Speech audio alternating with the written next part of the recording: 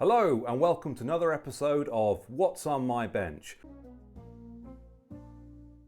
So today I thought we'd have a look at Open IPC. And if you didn't know, Open IPC was originally an open source project for firmware on IP network security cameras. But at some point somebody figured out we could use it for digital FPV, and here we are. So if you didn't know, the current digital HD FPV market is dominated by probably DJI and WalkSnail. But these systems are closed source, so you must use their cameras, you must use their equipment, it's all locked down, you need to pay their prices. This is an open source project. You can use any camera you want, you can use any hardware you want, as long as it meets the requirements. Okay, so let's have a look at my setup here. Now, my setup is DIY, which I have purchased from someone on AliExpress. But Runcam and Emacs are coming out with plug and play systems in the near future. And you might have already seen that the Runcam Link 2 is out, which hopefully I will be getting on the channel soon for a review. But their VRX is currently in the pre-production stages and isn't out yet. So I thought I will go over what I have here. So first off, what we have here is this is basically just a USB network card. But what they've done at the front here is they've broken out the two antenna. So instead of having the bad antenna that you usually get on network cards, they've now broken these out into SMA connectors. So now you can put basically anything you want on there. I've got these cheap omnidirectional 5 dB antennas on here, but you can put quite huge patch antennas and get some really long range on Open IPC. I have personally seen friends that have got 54 kilometers on this system. This is, like I said, this is a USB Wi-Fi card. So by itself, this can't do anything. This is just, a Wi-Fi card that you would plug into your computer. So what I think is a little bit annoying at the moment is there's some misinformation out there at the moment. Some companies are selling these USB Wi-Fi adapters and they're calling them VRXs when they're nothing of the sort. All this can do is receive a signal. It cannot decode an image and display the video, and it can't output anything to a screen, and it can't output anything to a goggle. This is just a Wi-Fi card. What you will need to decode that and output something to a screen is something like this, which is a decoding box, which is based on the Redaxa Zero 3 watt, which is a single board Linux computer running the OpenIPC ground station firmware. So I believe Emacs has actually got something like this on the market right now, which they're calling a VRX, but is not. It's $100, and all it is this. It's a USB Wi-Fi card in a box. It is completely useless without something like this to decode the signal. Now, what people will do is, you might have noticed in their marketing, they will plug this into a mobile phone or a tablet, and they will get an image that way. They'll get an FPV video feed. But what that is the tablet or the phone is decoding the image. So that won't plug into a screen because a screen is not able to decode the image. So I think it's a little bit disingenuous that they're calling it a VRX and they're selling it for $100, which is frankly ridiculous.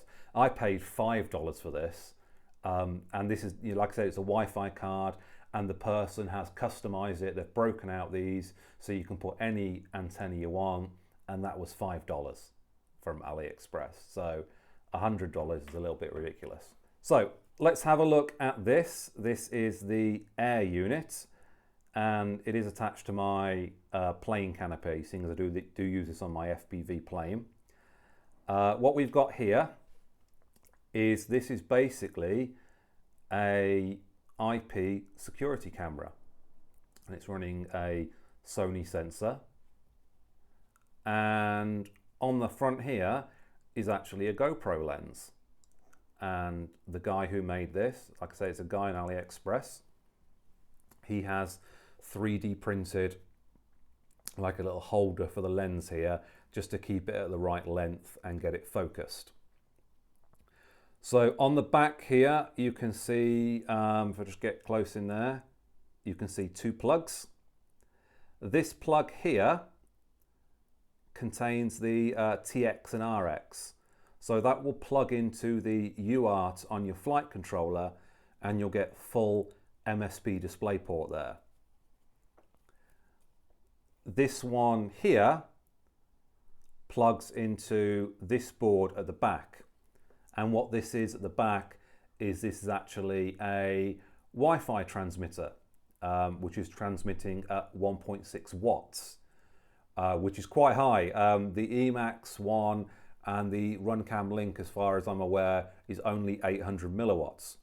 So this is 1.6 watts. There's not anything on the market that you can just buy from an FPV company at the moment that will do 1.6 watts. This is basically a DIY project from someone on AliExpress. It is a DIY project that I trust. I do trust the guy that built it. He did come recommended, but that's the only way you can get a 1.6 watt at the moment, as far as I know. He also does a 2 watt, so that is very powerful. That is just a Wi-Fi card. Got your antennas coming off there, your 2 linear antennas there. You don't actually need polarization for OpenIPC. If you're going for long range, linear is actually better.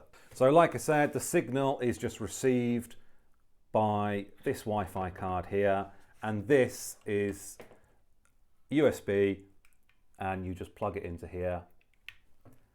And this is what's actually doing all the decoding. So just to go over all the parts you need for OpenIPC, you need the air unit, which is the camera and the Wi-Fi transmitter here. You need the Wi-Fi receiver, which is usually a USB Wi-Fi card with antennas on it. Then you need the signal decoder, or what's commonly known as the VRX. This is not a VRX, this is the VRX. This just receives a signal. This decodes it, and it's got a mini HDMI output there, so I can output this to either a screen or I can output this to goggles. Okay, so what I'm going to do now is I'm going to show you a basic video of what I do to set this up and how I get a picture on my screen here. So first of all, what I'm going to do is I'm going to plug the USB Wi-Fi card into the VRX here. So this will actually support 2 Wi-Fi cards, so you can actually have 4 antennas in total, which is something the RunCam VRX does, which I'm quite excited for. I think that's going to be quite a good product. So yes, this is connected in via USB. Then the screen needs to be connected by this micro HDMI. So that will go in there. And then we need to power up the ground station and the screen. I'm not sure why, but this needs powering up before the screen. You have to power this up and then wait 10 seconds. And then we should start getting an image from the camera here. Shouldn't forget to power the camera, so I'll just power that now with this. Camera is up and running. Now I'll power the ground station. So we need to wait 10 seconds. 10, 9, 8, 7, 6, 5, 4, 3, 2, 1. And then I'll plug the screen in here.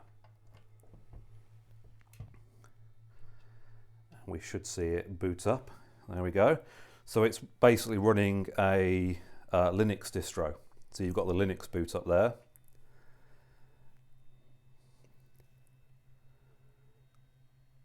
And there we go.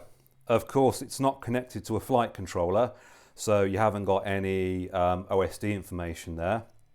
But I think it's a quite good camera, especially with that Sony sensor and GoPro lens. So what I'll do now is I'll put some DVR on the screen and I'll just walk you through that.